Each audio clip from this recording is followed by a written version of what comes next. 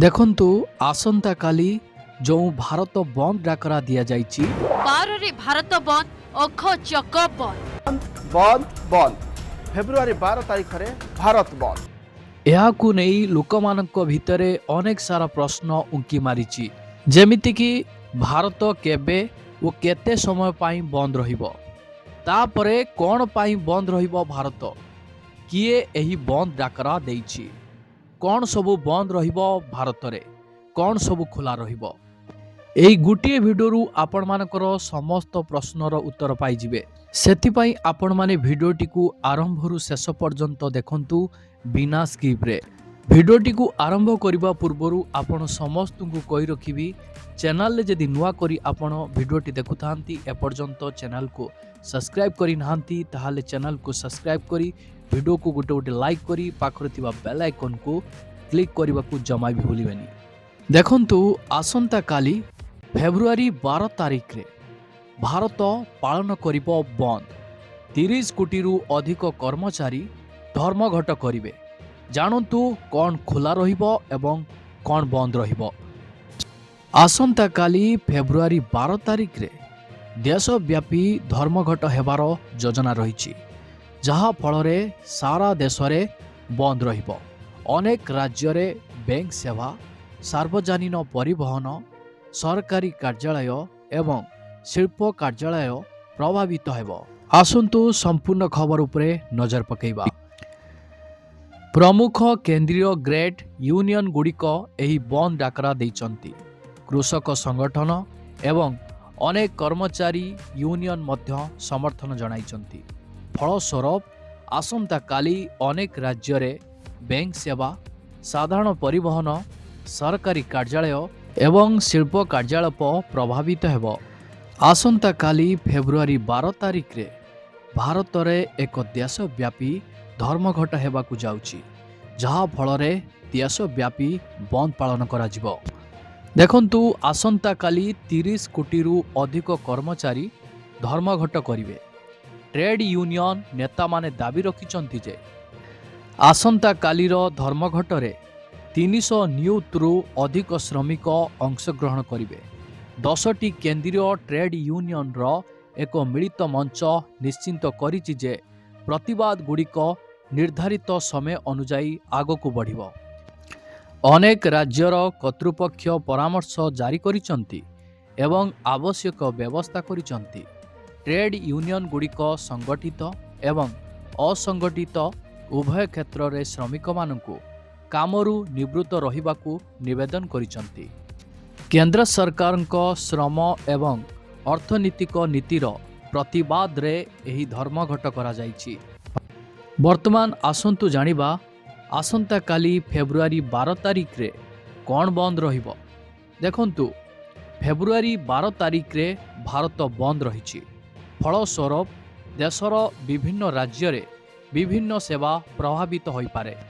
କ'ଣ କ'ଣ ପ୍ରଭାବିତ ହେବ ଆସନ୍ତୁ ତା ଉପରେ ନଜର ପକାଇବା।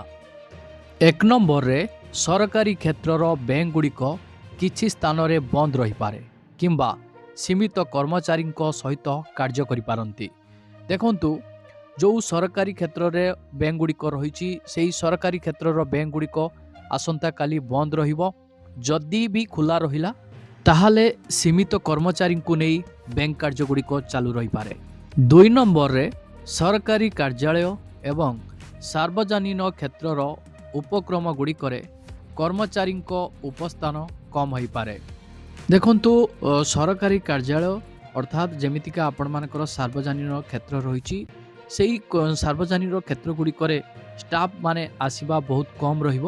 କାହିଁକିନା ଯେହେତୁ ଭାରତ ବନ୍ଦ, ଗାଡ଼ି ଗୁଡ଼ାକ ବନ୍ଦ ରହିବ, ସେଥିପାଇଁ ଷ୍ଟାଫ୍ଙ୍କ ସଂଖ୍ୟା କମ୍ ହୋଇପାରେ।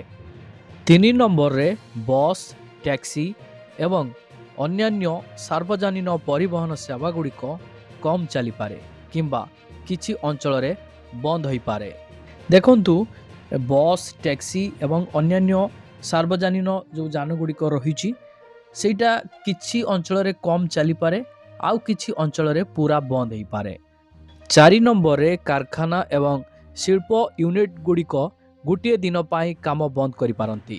ଦେଖନ୍ତୁ ଯେହେତୁ ଯାତାୟାତ ବନ୍ଦ ରହିଯିବ, तो कारखाना को आसीबा पई जो लेबर माने रहिचंती से माने आसी परिबेनी आ जो शिल्प कारखाना गुड़िक गोटे दिन पर बंद रही। तापरे 5 नंबर रे ଯେଉଁଠାରେ ଧର୍ମଘଟର ପ୍ରଭାବ ଅଧିକ ସେଠାରେ ସ୍କୁଲ ଏବଂ କଲେଜ ବନ୍ଦ ରହିପାରେ।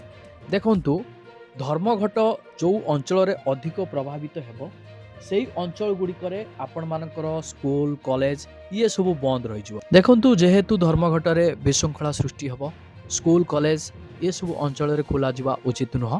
ତ ସେଥିପାଇଁ ଯାହା ପ୍ରଶାସନ ତରଫରୁ ନିଷ୍ପତ୍ତି ରହିବ ସେହି ଅନୁସାରେ ସ୍କୁଲ କଲେଜ ପାଳନ କରିବେ।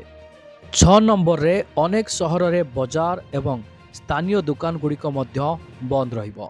ଦେଖନ୍ତୁ ଯେଉଁ ଅଞ୍ଚଳ ଗୁଡ଼ିକରେ ଅଧିକ ଧର୍ମଘଟର ପ୍ରଭାବ ଦେଖିବାକୁ ମିଳିବ ସେ ଅଞ୍ଚଳ ଗୁଡ଼ିକରେ ଆପଣମାନଙ୍କର ଦୋକାନ ବଜାର ଇଏ ସବୁ ବନ୍ଦ ରହିବ। ବର୍ତ୍ତମାନ ଆସନ୍ତୁ ଜାଣିବା ଆସନ୍ତାକାଲି ଫେବୃଆରୀ 12 ତାରିଖରେ କ'ଣ ସବୁ ଖୋଲା ରହିବ। ଦେଖନ୍ତୁ ଆସନ୍ତାକାଲି ଫେବୃଆରୀ 12 ତାରିଖରେ ଭାରତ ବନ୍ଦ ରହିବ କିନ୍ତୁ କିଛି ସେବା ସ୍ୱାଭାବିକ ଭାବରେ କାର୍ଯ୍ୟ କରିବ। ଆସନ୍ତୁ ଜାଣିବା କ'ଣ ସବୁ ଖୋଲା ରହିବ ତାପରେ ଆସନ୍ତୁ ନଜର ପକାଇବା। ଯେମିତିକା 1 ନମ୍ବରରେ ଡାକ୍ତରଖାନା ଏବଂ ଜରୁରୀକାଳୀନ ସେବା, 2 ନମ୍ବରରେ ଆମ୍ବୁଲାନ୍ସ ସେବା, 3 ନମ୍ବରରେ ମେଡ଼ିକାଲ ଷ୍ଟୋର, 4 ନମ୍ବରରେ ଅଗ୍ନିଶ୍ରମ ବିଭାଗ ଏବଂ ରିଲିଫ ସେବା, 5 ନମ୍ବରରେ ଦୁଗ୍ଧ ଯୋଗାଣ, 6 ନମ୍ବରରେ ଖବରକାଗଜ ବିତରଣ, 7 ନମ୍ବରରେ ବିମାନ ବନ୍ଦର ଏବଂ ବିମାନ ସେବା, 8 ନମ୍ବରରେ ଏଟିଏମ୍ ସେବା। ଦେଖନ୍ତୁ ଏସବୁ ଖୋଲା ରହିବ। ବର୍ତ୍ତମାନ ଆସନ୍ତୁ ଜାଣିବା କାଲି କାହିଁକି ଭାରତ ବନ୍ଦ ରହିବ। ଦେଖନ୍ତୁ ଆସନ୍ତାକାଲିର ଧର୍ମଘଟ ମୁଖ୍ୟତଃ କେନ୍ଦ୍ର ସରକାରଙ୍କ ଦ୍ୱାରା କାର୍ଯ୍ୟକାରୀ ହେଉଥିବା 4ଟି ନୂତନ ଶ୍ରମ ଆଇନର ପ୍ରତିବାଦରେ ଟ୍ରେଡ୍ ୟୁନିୟନ ଗୁଡ଼ିକ କହିଛନ୍ତି ଯେ ଏହି ଆଇନ ଗୁଡ଼ିକ କମ୍ପାନୀ ଗୁଡ଼ିକକୁ ଅଧିକ ସୁବିଧା ପ୍ରଦାନ କରେ ଏବଂ ଶ୍ରମିକମାନଙ୍କ ପାଇଁ ସୁରକ୍ଷା ହ୍ରାସ କରେ। ସେମାନେ ଅଭିଯୋଗ କରିଛନ୍ତି ଯେ ଏହି ପରିବର୍ତ୍ତନ ଗୁଡ଼ିକ କମ୍ପାନୀ ଗୁଡ଼ିକ ପାଇଁ କର୍ମଚାରୀମାନଙ୍କୁ ବହିଷ୍କାର କରିବା ସହଜ କରିବ ଏବଂ ସାମୂହିକ ସୌଦାବାଜି ଅଧିକାରକୁ ଦୁର୍ବଳ କରିବ। ଦେଖନ୍ତୁ କୃଷକ ସଂଗଠନ ଗୁଡ଼ିକ ମଧ୍ୟ ଏହି ଆନ୍ଦୋଳନକୁ ସମର୍ଥନ ଜଣାଇଛନ୍ତି। କିଛି ଗୋଷ୍ଠୀ ଆର୍ଥିକ ନୀତି ଏବଂ ବାଣିଜ୍ୟ ଚୁକ୍ତିନାମା ବିଷୟରେ ମଧ୍ୟ ଚିନ୍ତା ପ୍ରକାଶ କରିଛନ୍ତି ଯାହା ସେମାନଙ୍କ ମତରେ କ୍ଷୁଦ୍ର ଚାଷୀ ଏବଂ ଶ୍ରମିକମାନଙ୍କୁ ପ୍ରଭାବିତ କରିପାରେ। ବର୍ତ୍ତମାନ ଆସନ୍ତୁ ଜାଣିବା ଏହି ଭାରତ ବନ୍ଦ କେବେ କେତେ ସମୟ ପର୍ଯ୍ୟନ୍ତ କରାଯିବ। ଦେଖନ୍ତୁ ଆସନ୍ତାକାଲି ଫେବୃଆରୀ 12 ତାରିଖରେ ଭାରତ ବନ୍ଦ ରହିବ। ଆପଣମାନଙ୍କର ସକାଳ 6ଟାରୁ ଆରମ୍ଭ କରି ସନ୍ଧ୍ୟା 6ଟା ପର୍ଯ୍ୟନ୍ତ ଭାରତ ବନ୍ଦ ରହିବ ଅର୍ଥାତ୍ 12 ଘଣ୍ଟା ବନ୍ଦ ଡାକରା।